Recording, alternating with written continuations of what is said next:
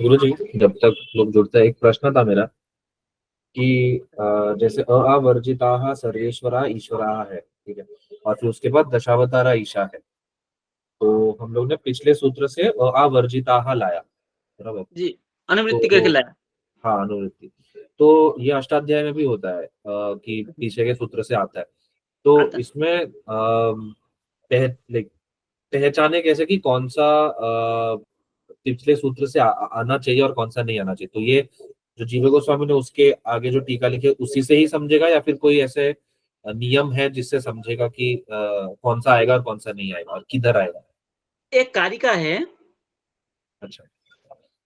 कारिणा हन्यते कारी, कार्यं कार्येण हन्यते, निमित्तं च निमित्तेन यच्छेषम् अनुवर्तते।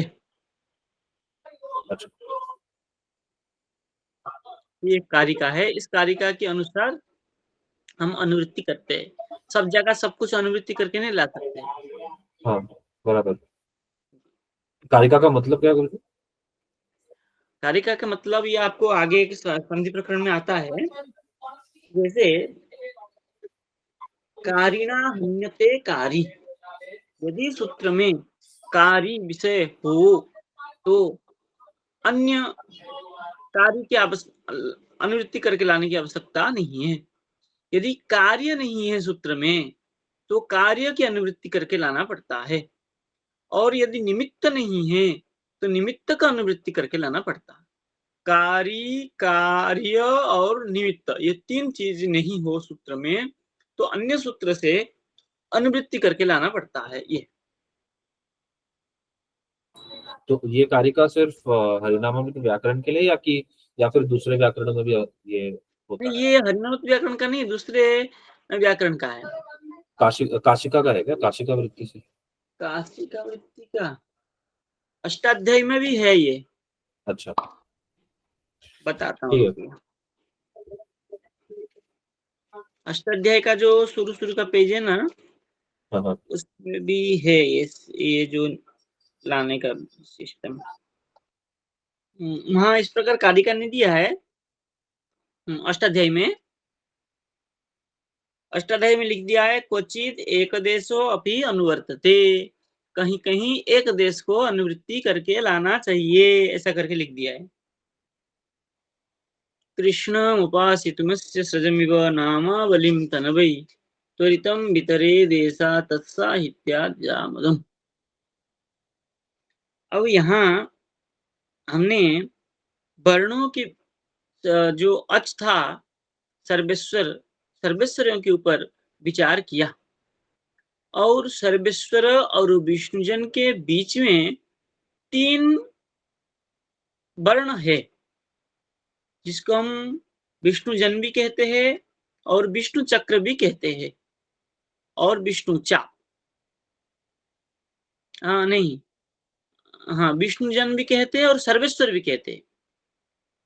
तो कब विष्णुजन कहते हैं और कब सर्वेश्वर कहते हैं, तो ये अंतराल पाठ करके आगे आके आएगा। यदि ये विष्णुजन के साथ है तो इसको विष्णुजन कहते हैं, यदि ये सर्वेश्वर के साथ है तो सर्वेश्वर कहा जाता है। जहां जैसे प्रयोजन है, प्रयोजन के अनुसार इसको हम प्रयोग करते हैं। ठीक है ना। तो इसको अंतराल पाठ कहते हैं, ये तीनों को, विष्णु चक्र, विष्णु चाप और विष्णु सर्ग, ये तीनों को अंतराल पाठ कहते हैं, क्योंकि ये सर्वेश्वर और विष्णुजन के बीच में विराजमान होने से। तब हम सर्वेश्वरों के ऊपर विचार कर लिए। अब जो ये अंतराल पाठ है, अम और अह, तो सबसे पहले आता है अम इति विष्णु चक्रम। जो अम में जो अनुस्वार है उसको विष्णु चक्र कहा गया है। तो बोले अ उच्चारणार्थ, अकार जो है यहाँ पर, आराम जो है ये उच्चारण के लिए है। बिंदु स्वरूप वर्ण विष्णु चक्र नाम, जो बिंदु स्वरूप वर्ण है केवल, उसको विष्णु चक्र कहा जाता है।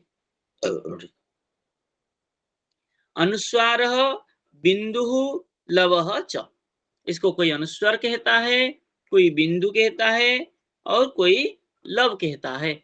अनुस्वार तो पाणिनि में प्राचीन प्राचीन सब लोग अनुस्वार कहते हैं। कोई बिंदु भी कहता है, कोई लव भी कहा है।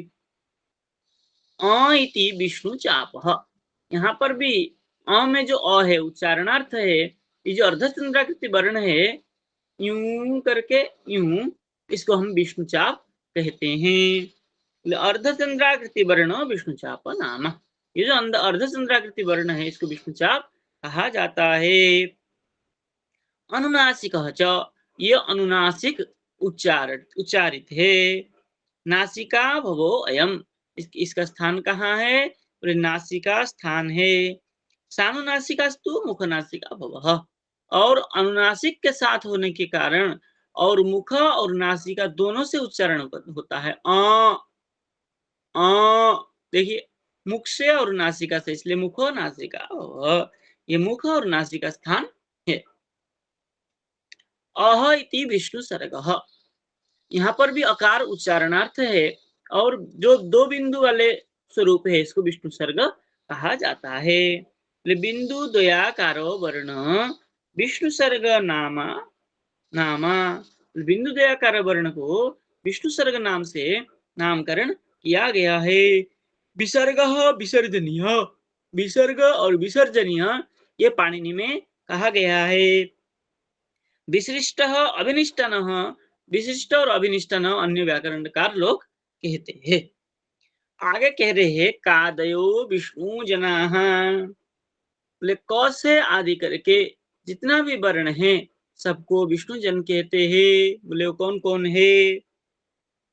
पहले कह रहे हैं कादयो, हकारादयो हकारांता वर्णा। ककार से लेकर के हकार तक विष्णु जन नामानो भवंती, विष्णु जन नाम कहा किया गया है नामकरण। विष्णुः सर्वव्यापकतया सर्वेश्वरस्य जना इव तस्याधीना इत्यर्थः।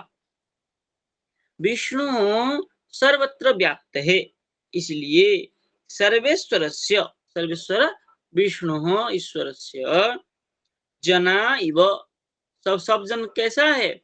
ईश्वर के जन है, विष्णु के जन है, इसलिए सब जन किसका अधीन है? विष्णु सर्वेश्वरस्य अधीना।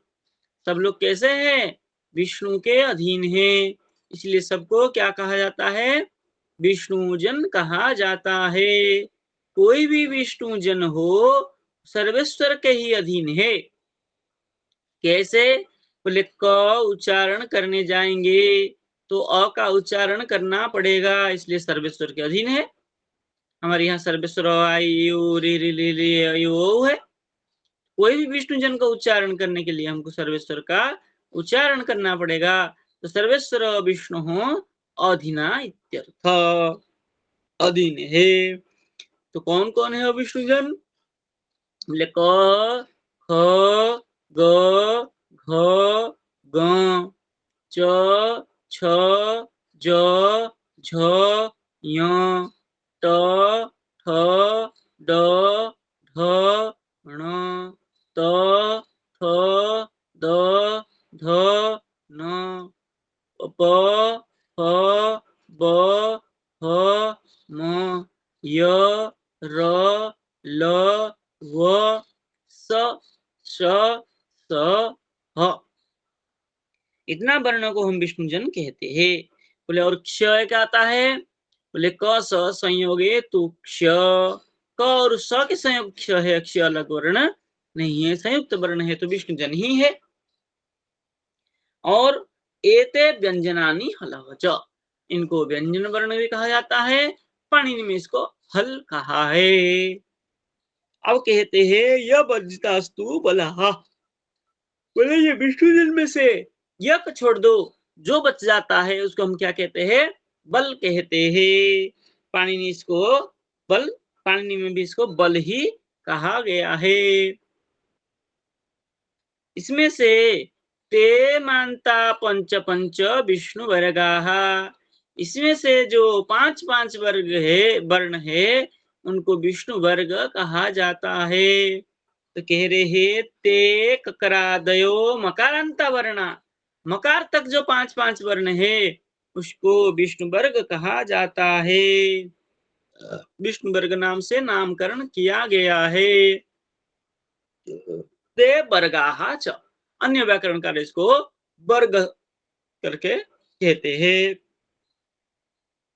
क ख ग घ ग इति क वर्ग, च छ ज झ ञ इति च वर्ग, ट ठ ड ढ ण इति ट वर्ग, त थ द ध न इति त वर्ग, प फ ब भ म इति प वर्ग।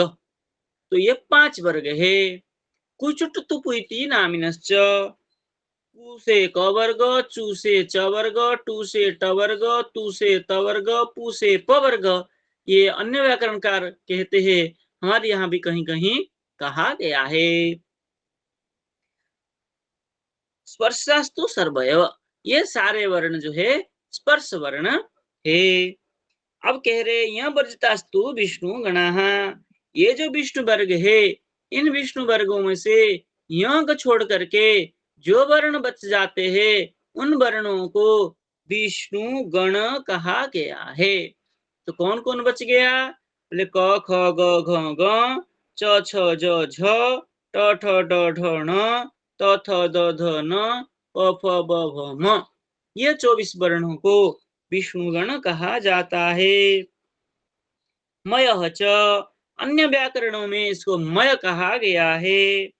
पाणिनि में एते समान वर्गः, ये समान वर्ग और सवर्ग उच्यते, इसको समान वर्ग और सवर्ग करके भी कहा गया है। और कोई कोई सवर्ण भी कहा है। समान वर्ण होने के कारण सवर्ण, सब समान वर्ण मतलब ये सब स्पर्श वर्ण है, इसलिए इनको सवर्ण भी कहीं कहीं कहा गया है। इसके आगे और है जो हरिकमल, हरिखड्ग, हरिगद्दा, हरिघोष, हरिवेणु आदि, ये है, हम इसको कल विचार करेंगे। ज्यादा हो जाएगा, याद भी करना है आप लोगों को, इसलिए ज्यादा हो जाएगा, नहीं रखते। इसमें किसी को कुछ प्रश्न हो, समझ में नहीं आया तो पूछ सकते। मेरा एक प्रश्न था गुरुजी, जो यह वर्जितास्तु बलाहा है वो बल है या बल है? मतलब विष्णु का व है या बल का ब है? देखिए पाणिनि में जो आता है ह य व र ट, हम्म,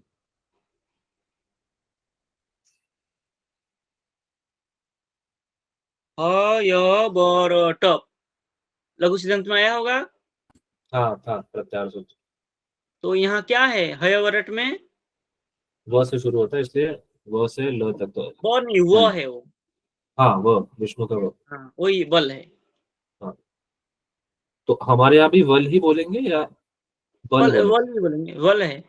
वल ही बोलेंगे ना, ठीक है। हम्म। तो फिर सूत्र में बलाहा क्यों लिखा है? मतलब वो उधर भी बलाहा आएगा ना? बला या बहुत है ना, अधिक है, नहीं नहीं अधिक वर्ण है। वर्ण अधिक होने से बहुवचन कर दिया है। नहीं, बहुवचन की नहीं बोल रहा हूँ मैं। तो जो विष्णु का व आना चाहिए ना, वलाहा आना चाहिए ना, बट इधर बलाहा लिखा है, बकार, प फ ब ब, वो ब लिखा है ना और लिख यहाँ पे। दिया है। हाँ हाँ, हाँ तो गलत है वो, वो गलत है है। ना? हाँ ठीक है, वही वही, यस, ठीक है।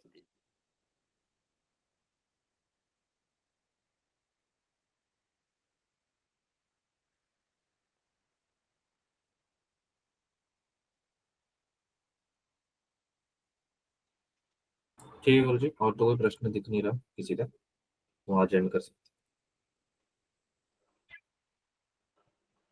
राधे राधे गुरु जी, ठीक धन्यवाद। है।